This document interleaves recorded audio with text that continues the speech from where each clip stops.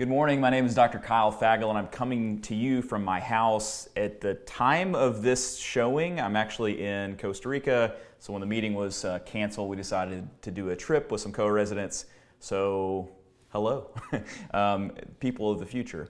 So today we're going to be talking about a book that I absolutely love. It's called The 7 Habits of Highly Effective People. But as you'll see, we're going to change the name of this to The 7 Habits of Highly Effective Orthodontic Teams. This is by Stephen Covey. I'm sure that a lot of you have read this. Why we are talking about this is it has helped me tremendously. It's one of those books that I find myself returning to all the time, maybe every couple years, every 3 years. It's sold 30 million copies. It's been translated into 40 different languages. What I like about it is that it focuses on timeless principles that have worked thousands of years ago and that I believe will work for 1,000 more years. Principles like fairness, integrity, honesty, and human dignity. These are foundational elements of highly effective people. And so you could say it like this, that men and women who are fair, have integrity, are honest, and who value the dignity present in all people will, as a natural extension of who they are, become highly effective people. And I think that as orthodontic professionals, that same holds true. All right, so let's jump in to a couple things that I have to say. For disclosure, I did author this lecture. Of course, I used a lot from not doctor, I don't think he's a doctor, but from Mr. Covey's book. Again, an excellent book. I'm a co-owner at Neon Canvas. I consult for 3M Oral Care, and occasionally I'm a key opinion leader for Comet Burrs. Who I am, if you don't know who I am, my name is Kyle Fagel again. I was born in Jonesboro, Arkansas. I went to college at Harding University in Searcy, Arkansas, and then I spent 7 years, or I should say I served 7 years at the University of Tennessee here in Memphis. This is my family. I'm married to Anna. I have 4 kids with her, Charlie, Libby, George, and Lucy, and there they are right there. So I do want to start today with a quick story, and this is going to be about my 9-year-old Charlie, and here he is. And he has been for a while now pretty obsessed with Harry Potter. He's read all the books, he's watched all the films. We even went to the Wizarding World of Harry Potter in Orlando a couple years ago. He has the same birth month as Harry Potter, it turns out. I know he's a fictional character, but they share a birth month. And so because of that, they get the same wand made out of holly. There's a fun fact for you. Charlie also happens to love Lego like a lot of kids. And so I found this amazing Hogwarts Castle Lego set. And when I was a kid, Lego sets were not that elaborate, but now they're like pretty incredible. So it's 6,020 pieces, definitely the coolest Lego set that I've ever seen. And it's supposed to be for ages 16 up. You can probably see that there on the slide. But Charlie's a smart kid, and we figured, why not? Let's see if he can do it, himself. And to be honest, he did really great at it, except for one small thing. And when he was building the foundation, it's kind of a boring part of doing a Lego. You got to build the foundation. You're not able to see exactly what you're going to end up building. And he was careful, but he got one piece in the wrong position.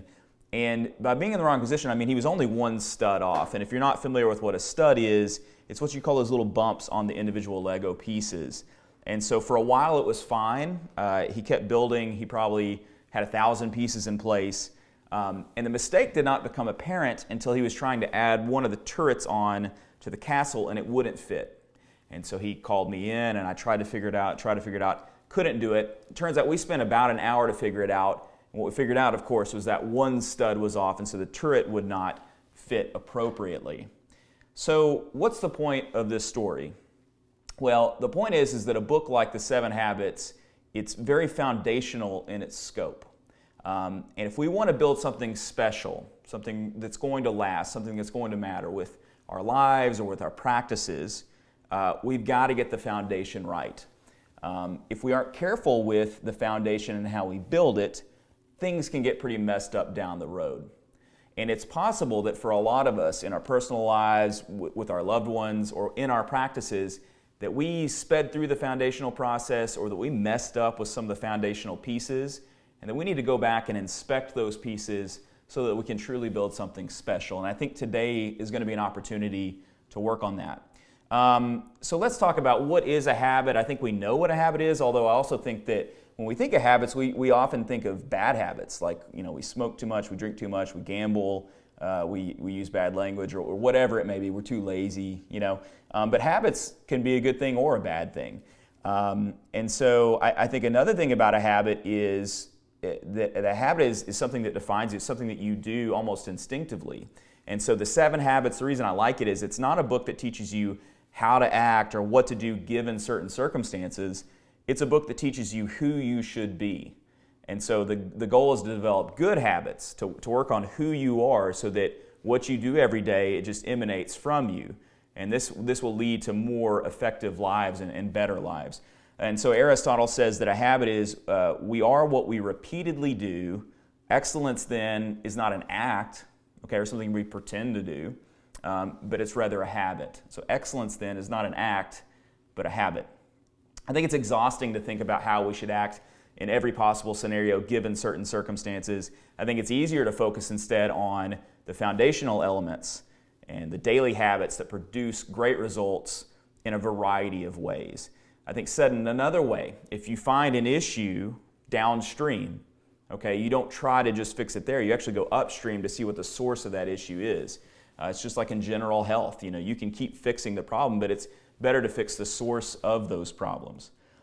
Covey says it like this, that habits are the intersection of knowledge, skill, and desire.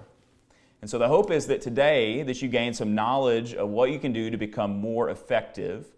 With time, you will develop new skills that will make you a more effective person. And to remain effective, there must be a desire to do those things every day. So it's one thing to know what you should do. It's a whole other thing to be able to do those things that you know you should do.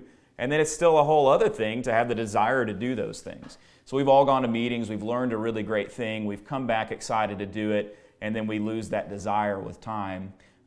It's not going to make a difference if you don't understand what you should be doing, learn how to do it, and then have the desire to do it every day. And of course, with a team, it's important that everyone shares those 3 things to develop good habits that make you an effective team.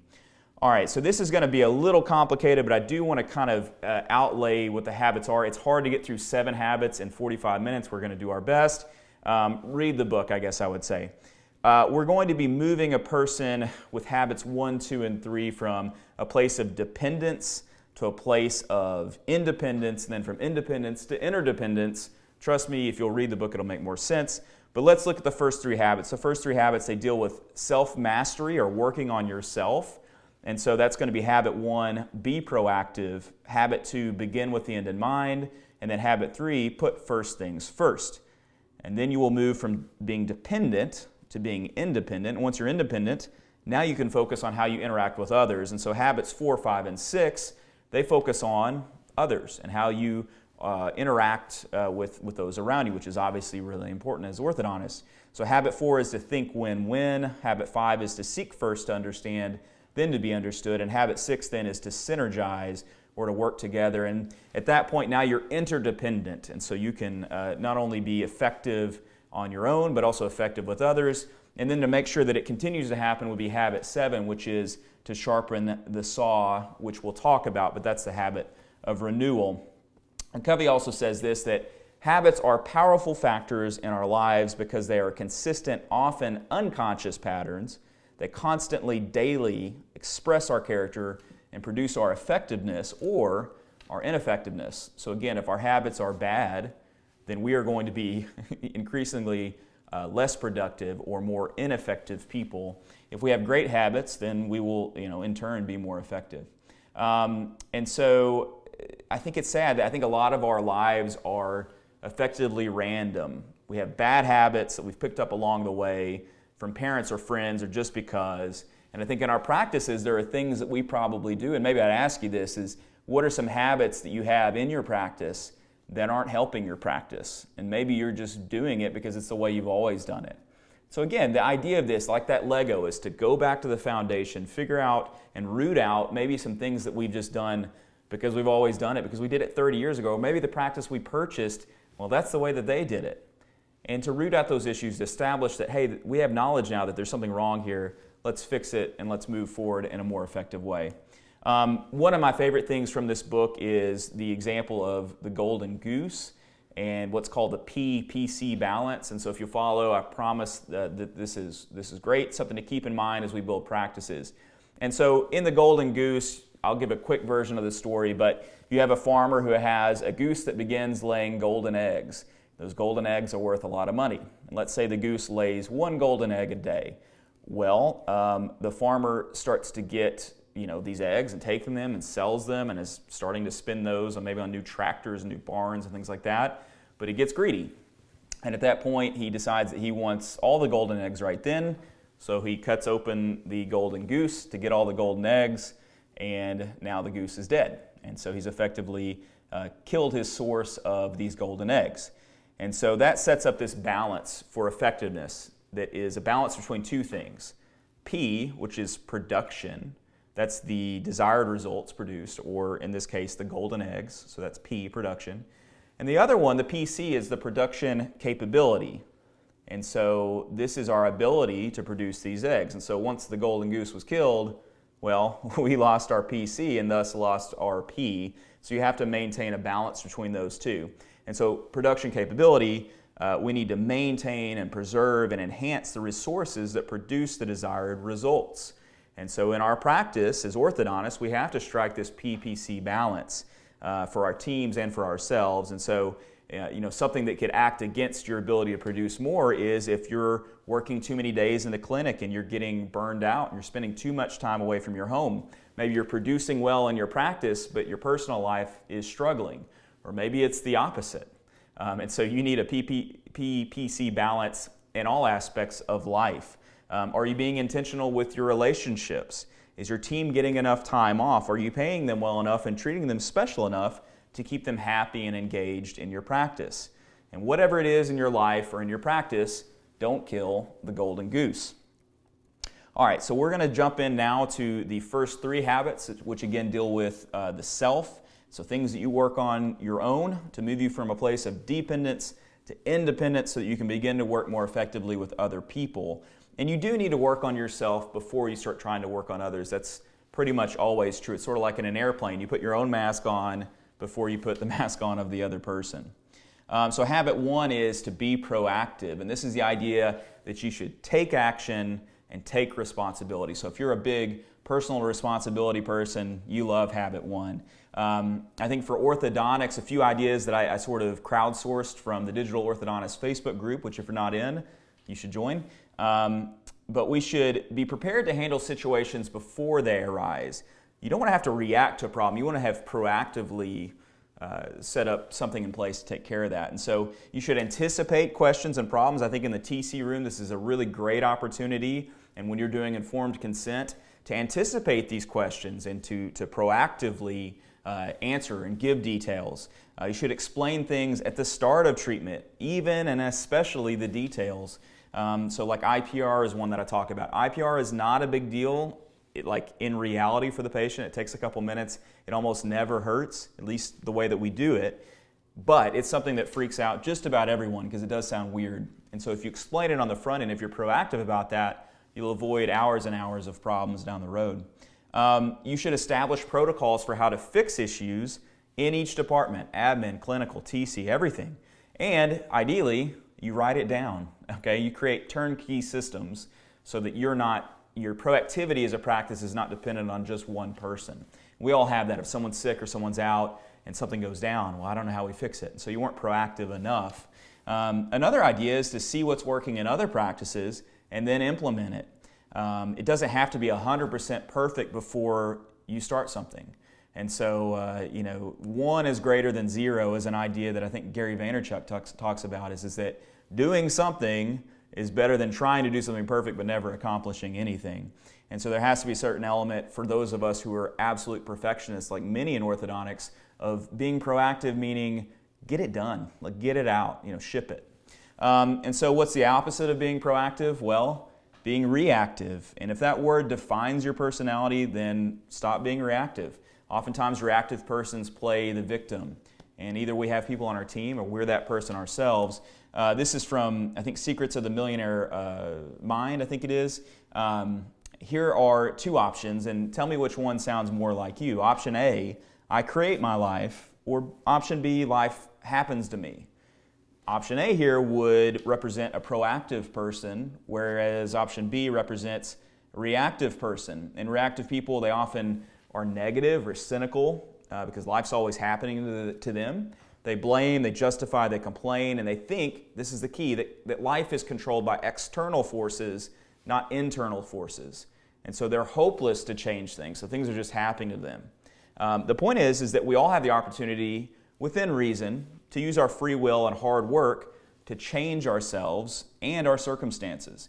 Now, you either believe that or you don't, and there are exceptions to that. I'm not trying to make a completely universal statement there, but for most of us, that's true, that we have an opportunity to create our life or to manifest things in our lives that are either positive or negative. So be proactive about how you will act and the decisions that you will make. And so here are some examples. I choose not to be angry at work. I choose not to bring work problems and stresses home with me, and I will be more present and involved in my family's happiness. These are all noble goals. They all require differentiation, and they all require a proactive mindset. One of my favorite examples from this section on proactivity is this idea of circle of concern versus circle of influence, and I think this is maybe the key to being a differentiated person or a proactive person, because if we're weighed down by the things that we are forced to react to, we can't be as proactive and thus as effective as we'd like to be. And so your circle of concern, it encompasses the wide range of concerns that we have, such as our health, our children, problems at work, the decisions that our government makes, what's the tax rate going to be, the weather, or the threat of war. A lot of things that are all out there, that by watching cable news, let's say, our circle of concern, we're aware of more things. Now, the other one is our circle of influence, and these are the concerns that we can actually do something about. And these are concerns that we have some control over, that our proactivity will actually make a difference in.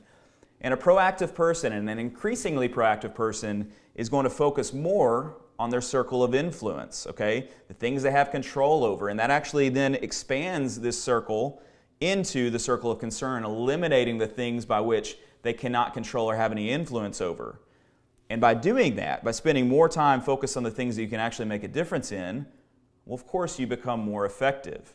And so I guess the question would be, what are some things you're consistently concerned about, but that you know you will never be able to change? I think a really obvious one is largely federal and national politics. There's very little that we actually have control over as it pertains to that. Maybe another one is sports. I love sports, but the degree to which it takes us away from the things that we can actually have control over and that can actually make a difference in our lives or that we could be effective in is likely negative. Okay? And if you're now treating your family poorly because of the outcome of a sports event that you had no control over, I think that's a problem. And also just keep in mind, how is growing your circle of concern impacting your circle of influence? And it may shrink it down to where you're not being influential in any way because your circle of concern is so great. I love this quote from Mark Twain, is I've had a lot of worries in my life, most of which never happened. Luke 12 says it like this, who of you by worrying can add a single hour to your life? And so I think we spend a lot of time in our lives stressed out and concerned with things that may never even happen and that keep us from being proactive.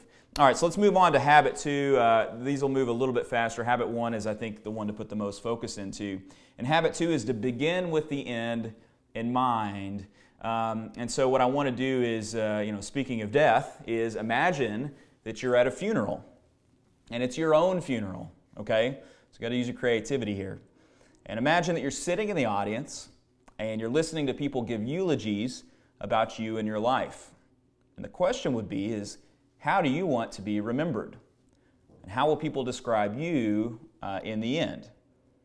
Now, this is really how we should plan out our lives, with the end in mind. Now, if you're religious, then your end is not just your funeral, and so a legacy that's only focused on this life is somewhat shallow, because there is a life after this life if you believe that. But if you don't, at the very least, I think a good thing to aspire to is to have a life that leaves a legacy, that makes a difference, that has a positive influence on this world and on the things that you value and that you put stake in.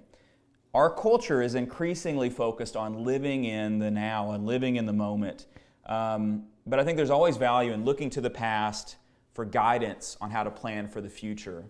And I think it's great to be present and in the moment, but you have to be able to plan and to learn from the past to make the best present, but also the best future, and to leave a legacy. I think it's important to visualize where you want to go and to sit down and plan this out. And you do this for anything that you want to go really well. Anything in your practice, anything in your life, you plan it out and you visually build the idea or manifest the idea first before actually doing that. A really good example of that is a blueprint. And so a blueprint for a home, if you want a nice house, I know that the people that built this house, we purchased this house, they spent, I think it was 3 years just planning, and then they spent 5 years building. And so to build something really great, you have to plan it out. And so Covey says that there's a first creation, which is mental, as I said. So we imagine what we want to do. Again, this is like a blueprint step. And then the second creation is physical. So we actually then do what it is that we're trying to accomplish. And I think one good way to do this is with a personal mission statement. We know what a personal mission statement is, but it's like a motto that states what your life is about and what you want to be about. Again, the 7 habits are that in effect, okay? And so, if you've not discovered or established what your personal mission statement is, maybe your family doesn't have one, perhaps your practice doesn't have one, then I think it's important to say, you know what, if I'm going to get anything out of this, I'm going to do that. I'm going to come up with a mission statement, and I'm going to try and live by that every day. Maybe I'm going to put it up on my mirror so that every morning I see that. And so pray about it, self-reflect on it, be an intentional planner, visualize the end, and Covey ultimately says, be true to yourself. And I think if anything you're doing in your practice is not true to yourself, it won't last. I think a lot of this comes down to what our center is or what is most important to us. And I think there's a lot of centers, and we'll talk about it here in a second, that aren't healthy and that don't produce effective lives or that produce good and productive lives. And so what the 7 habits urges us to make our center is a principle-based center. Think of it like a moral-based or an ethical-based center, okay? We should state these principles in our personal mission statement, and we should review this frequently. If your center is money, and I'll show it on this slide, that's not going to produce great results. Here's another example. If your center is your spouse or your family, it's not going to produce as good of a result as if instead your center was principle-based. Someone who has a principle-based center will not only be effective in the way that they do work or the way that they help their community, but also as a spouse. And so that may be a hard concept to wrap your mind around, but if you just focus on one aspect of life as opposed to, again, the foundational elements that produce a great father, a great husband, a great orthodontist, a great community helper, that is not going to be as effective as focusing on that as your center. And so I think that's a difficult thing to get around. And I think in orthodontics, probably one of the most common centers is money. And so people who make money their center and put money first, they treat money as a source of their security, and they often make family and friends a secondary priority to acquiring more money. And we don't want that. And I think even family-centered people, it sounds great. You could always say that you're centered on your family, and that's a good thing. People would nod their heads. But you place a huge significance on the family's tradition and the activities of the family, and you become maybe too insulated. And so there needs to be balance there. As orthodontists, I think beginning with the end in mind is a hugely important thing. And so just some examples. I always use a height gauge when bracketing directly because it keeps me consistent and I reach the end quicker. And so I'm planning for the end. I'm planning for my pan reposition appointment by measuring and by standardizing that. If you use digital bracket placement, well, hey, that's probably even better. You're beginning with the end in mind for sure. Treatment planning, obviously, is an example of beginning with the end in mind. And if you don't think about how you're going to get to the end as you're planning and you're just throwing braces on, that's not going to be great. Flipping brackets when you're treating non-X and when you already have enough torque. Banding upper sixes if you're going to use the forces or something similar. I love this is from Neil Kravitz. Adding mesial root tip to upper laterals on a phase 1 patient. That's going to help from impacting canines or damaging the roots. And so, beginning with the end in mind, the list goes on and on. And so I think you've got to be detailed and systematic in the way that you plan in your practice, and that's beginning with the end in mind. All right, so habit 3, put first things first. This one is sort of self-evident. Yeah, that sounds good. Should put first things first. Well, most of us don't, okay? And so we need to set our priorities. We need to decide what roles and goals are most important, and then determine which steps will help us best achieve these goals. Anil Adikula, Dr. Anil, great guy, Dr. I, he says that love is the long game. And so if there's a practice idea that you hear and it's going to help you produce and grow, but it doesn't begin with what's most important to you, whatever your first thing is, your main thing is, if it doesn't start with love, as it were, it's not going to work out for you long term. And so do life with your values firmly in your hands. And don't forget why you do what you do each day. And so you got to decide which role and roles are most important for you. And I've decided that for me, if something could happen without my input or my efforts, just the same as if I were involved, then I don't need to be involved with it. And so oftentimes, saying no to something allows you to say yes to something else and to be more effective. Stephen Covey says this is don't get buried in the thick of thin things. And so I think this is a great one for those of us who are in the Facebook groups, is that sometimes we'll get caught up in the thinnest of things, okay? We get buried in these very thin things, okay? Things that aren't going to make a difference. And this is probably true of life too. I keep going back to politics, but I think we get so consumed by things, again, that we have no control over, and that ultimately, 2 years later, we may have even forgotten that even happened. And so we need to be focused on the most important things first, because in this life, we only have so much time. Time is the most valuable of all currencies. And if we're spending all of our time on things that don't matter, that aren't first things, we may never accomplish those first things at all. Our 34th president, Dwight D. Eisenhower, says that what is important is seldom urgent, and what is urgent is seldom important. I've talked about this a lot, so I'll go kind of quickly through what's called the Eisenhower matrix. But this looks at 4 different quadrants: things that are urgent and important, things that are not urgent and important, things that are urgent but not important, and things that are not urgent or not important. And the big thing I would say is that it's these items that are important but not urgent that we need to decide to do. These are our first things that we need to place first.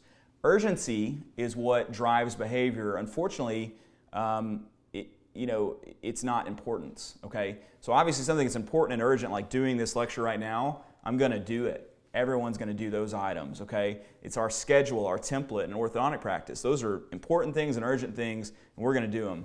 But things that are important and are not urgent, because again, urgency is what drives behavior, oftentimes don't get done. And they need to be the focus of our lives. Those are our first things, and they should be. Now, the way that you create more time is by eliminating or deleting things that are not urgent and not important, like worrying about things we can't control or sitting and watching TV for hours on end. We can also create time by delegating. So taking the things that are urgent but not important, not that they're not important as much as it's not important that you do it yourself. It's urgent that it gets done, but it's not important that you do it. You should delegate those items. All right, so in terms of how to keep first things first, I think doing a personal goals experiment or writing them out is a great idea. So I have a sheet like this. I can send this to you if you want it. And so it's really important to do this every year, and then I put it up on my mirror so that I see it every day, and it makes sure that I accomplish more things and I stay more effective. Here's another thing. There's a lot of different ways to each day accomplish certain things.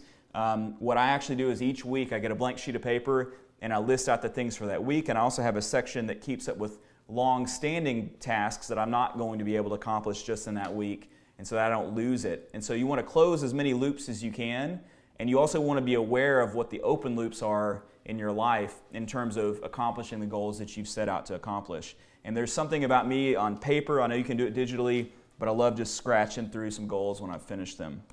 All right, so those are our first 3 habits. Habit 1, be proactive. Habit 2, begin with the end in mind. And then habit 3, put first things first. And now we can move on to habits 4, 5, and 6, which are focused on interacting with others. Habit 4, think win-win. Habit 5, seek first to understand, then to be understood.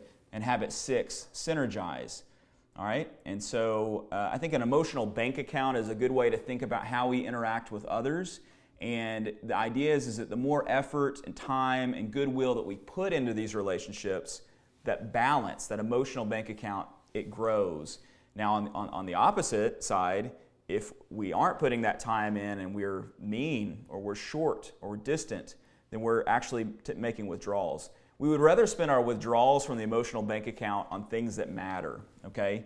And so I think the golden rule is really important as it pertains to this. Doing unto others as you'd have them do unto you. do unto you. Cole's law of like is true, that people like you exactly as much as you like them. That's another way of viewing this. Listen empathetically is very important. Being humble is very important. And then some of the things that we'll get into with these habits. Habit 4 is to think win-win. I think most people grow up, especially those of us who are high achievers, with a competitive mindset, which is the idea of not win-win, but rather I win and you lose. And this is how kids treat each other, like my kids. This is how they, they don't usually both win. One wins, one loses, and I think it's how they like it. Or some people have developed a beaten down mindset, which is, well, I lose and you win. Again, the really reactive person, well, they're always winning and I'm always losing. If you have people like this on your team, that's a difficult one. Or we have a mix of these mindsets, and I think each is flawed. However, the most mature and effective goal is to seek outcomes that benefit everyone involved.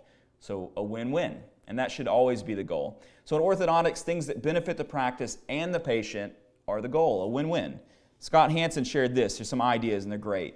Retainer plans, same-day starts, giving all the aligners at aligner delivery, extending financing to achieve realistic monthly payments for your target families and customers, lowering the sales friction, having team celebrations or incentives for review generation, allowing patients to switch from aligners to braces or braces to aligners once, if they have to, for free.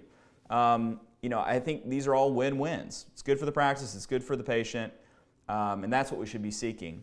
Ultimately, though, I think the greatest win-win as orthodontists is when we foster real and meaningful relationships with our teams, patients, and parents. Again, this is this idea of leading with love or making love the long game. I love this photo because obviously this is chess, and the kid with the rat tail was never going to win. I mean, let's be honest. But I think this is like what's natural. This is sort of built in a negative sense, is that we want to win, and that means that someone else is going to have to lose, okay? Now, we're aware of the abundance mindset, which would say that I can win and you can win. I think that's way better than the scarcity mindset, which again is, if I'm going to win at this, then someone's going to have to lose. And in fact, even worse, I'm going to go out of my way to make sure that other people lose so that I can win. And these are difficult people to work with. And you have some on your team that can be very tough for your team dynamic. I think it's tough for marriages. I love this quote. You don't want to win every argument with your spouse, because pretty soon you discover that you're married to a loser. Okay, so be careful. If you're someone that always has to win at all costs, it's not the best. Now, what about win-lose with patients? Difficult patients. And how do you find a win-win with those difficult patients, or maybe with your partner or associate?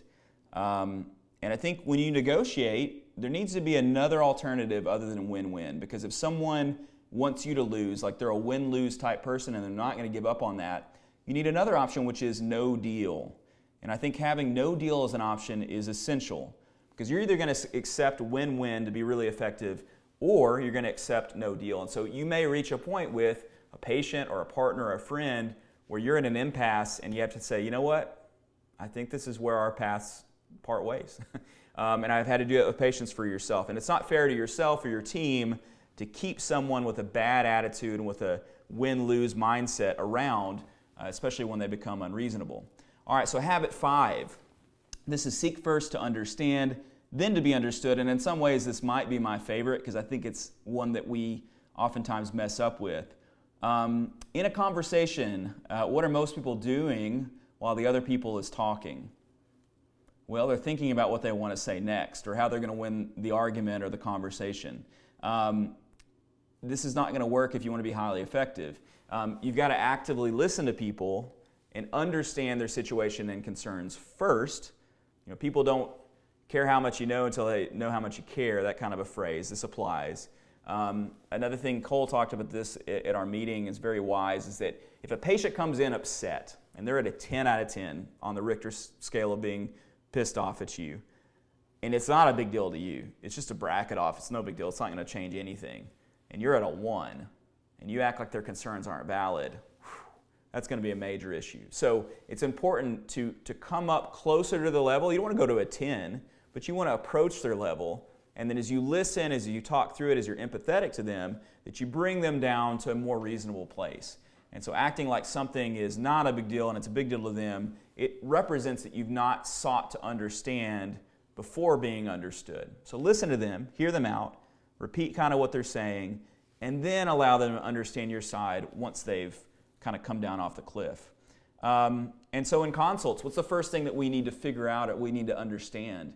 It's the patient's chief complaint. And if we do our exam and we don't address the reason the patient has come to see us, then we are toast. One thing I really like to do is to have them tell me the 2 or 3 things that they don't like about their smile, and then that's what I focus on. And it makes it really effective. It makes them feel like they've been a part of it. Glenn Krieger talks about co-diagnosis, meaning we're going to figure this out together, and it's a really powerful way of doing this. And again, seeking first to understand, then to be understood or to get your point across. And so when patients are upset, please listen to them first. Same with team members. So here's a verse I really like from James 1. It says, "My dear brothers and sisters, take note of this. Everyone should be quick to listen, slow to speak, and slow to become angry." And I think you can be so much more effective if your emotional bank account is at the highest possible level with people, and that starts with listening to them when they have an issue. Covey says it like this: when you can present your own ideas clearly, specifically, visually, and most importantly, contextually, in the context of a deep understanding of other people's paradigms and concerns, you significantly increase the credibility of your ideas. Okay? So we should diagnose before we prescribe. Okay? We should treatment plan before we treat. We should measure twice and cut once. If your interactions with upset patients or team members or loved ones keep going wrong, maybe it's not your words or your plan to help, but maybe it's that you've not been truly listening to them. All right, habit 6, this is the final of our habits that allow us to interact better with others, and this is called synergize. Synergy is one of those, like corporate speak words, but I think it's important. And this idea is that this habit is about teamwork. How can we accomplish more together? How can we make, as you'll see in the next slide, 1 + 1 = 3 and not just 2? I think optimistic, emotionally charged, positive people who are living out these previous habits, they can work together in amazing ways and to accomplish more that they could have never done on their own.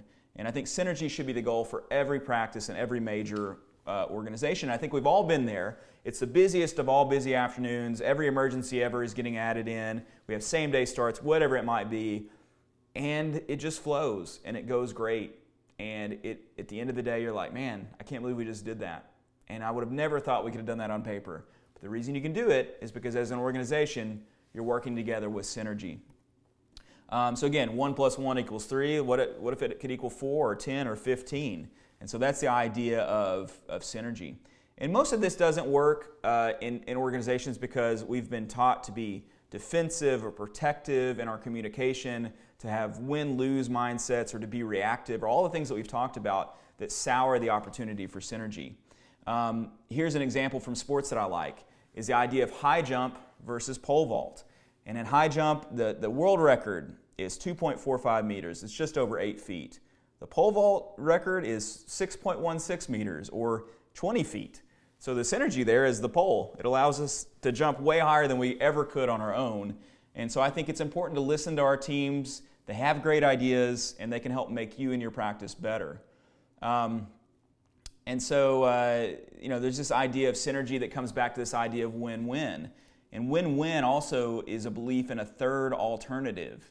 It's not your way or my way, it's a better way or a higher way. And so synergy allows for that. It allows for this third alternative where it's, again, not just 1 + 1 = 2 or 1 - 1 = 0.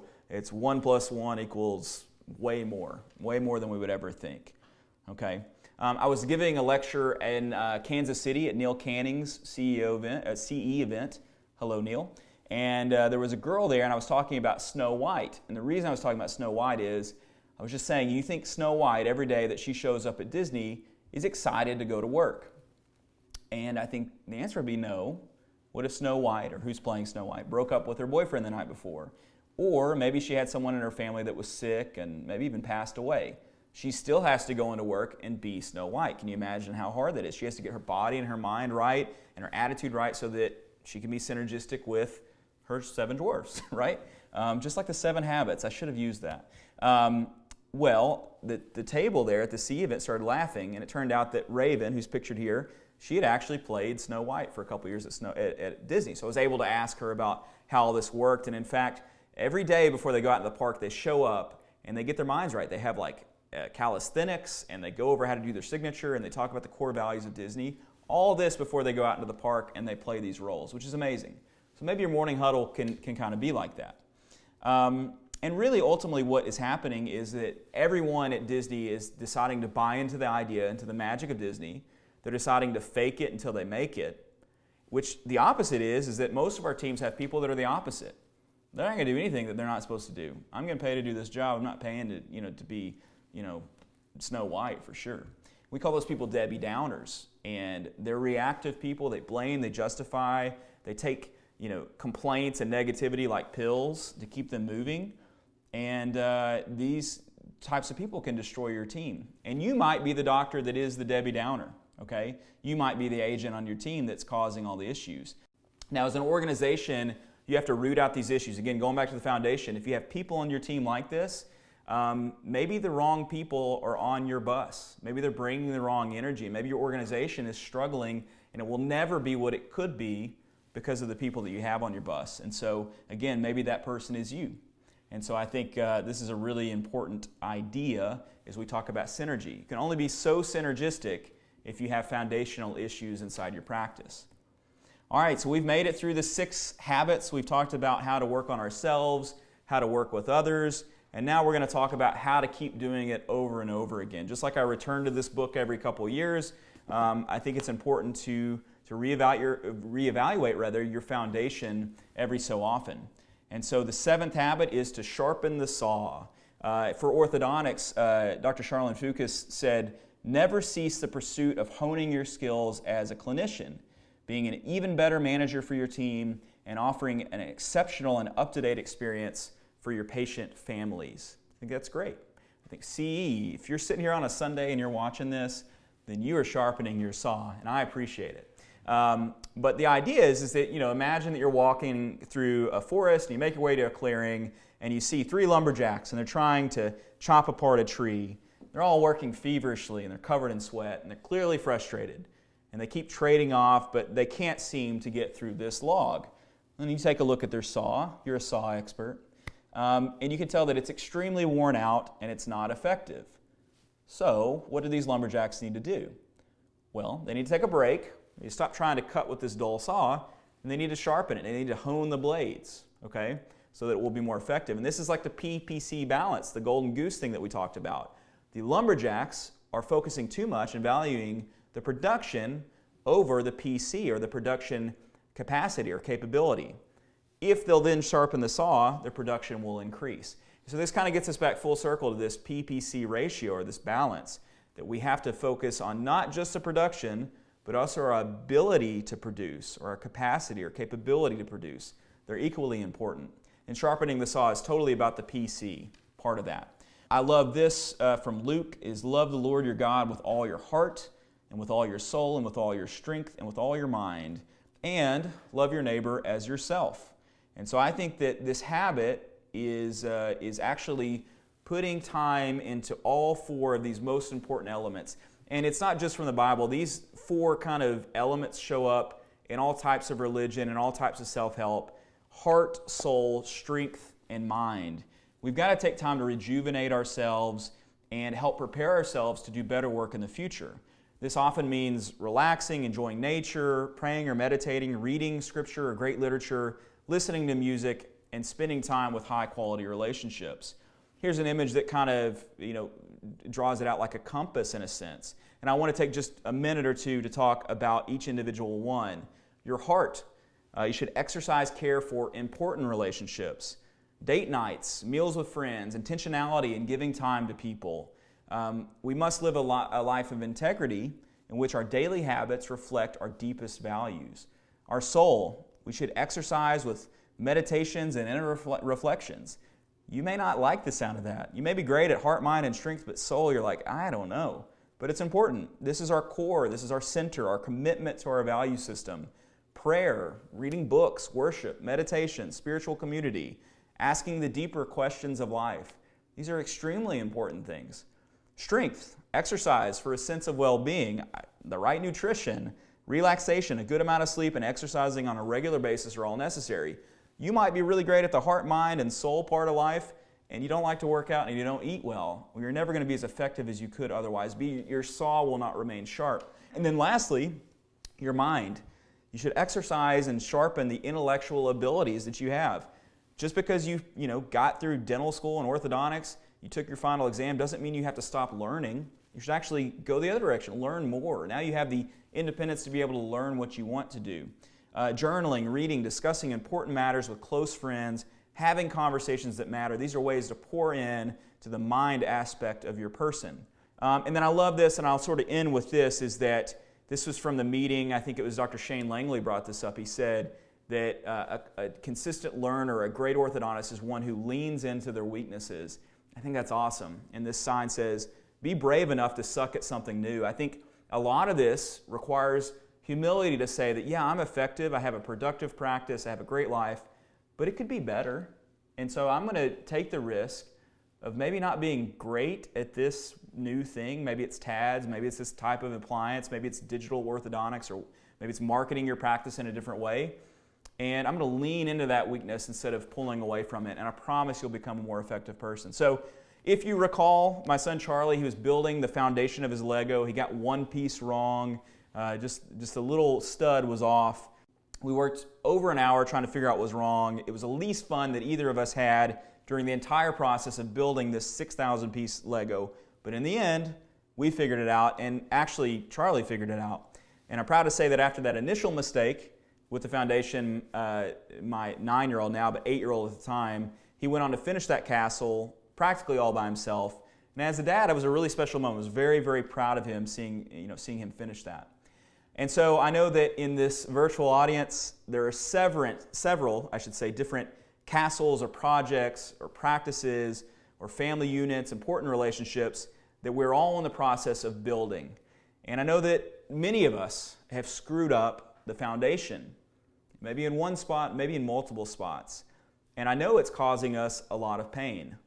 So I encourage you to go back to the start, go back to the foundation. Do your best to get those most important things right. Start with first things first. And then move forward in your life, prioritizing those most important things and these 7 habits that can make you more highly effective. I promise it will make a difference in your life, and not just for you, but for the people around you. So again, it goes without saying, I highly recommend this book. I hope you'll read it. It's fantastic. And I really, really appreciate you for spending time with me. I hope the rest of the meeting is excellent, and I hope you learn a lot. If you have any questions, please reach out to me. Obviously, I'm not an expert on these habits. I've not figured it all out, but it's something that I want to get better at, and I hope and trust that you will too. So have a great one. I hope to see you in person here very, very soon. Bye-bye.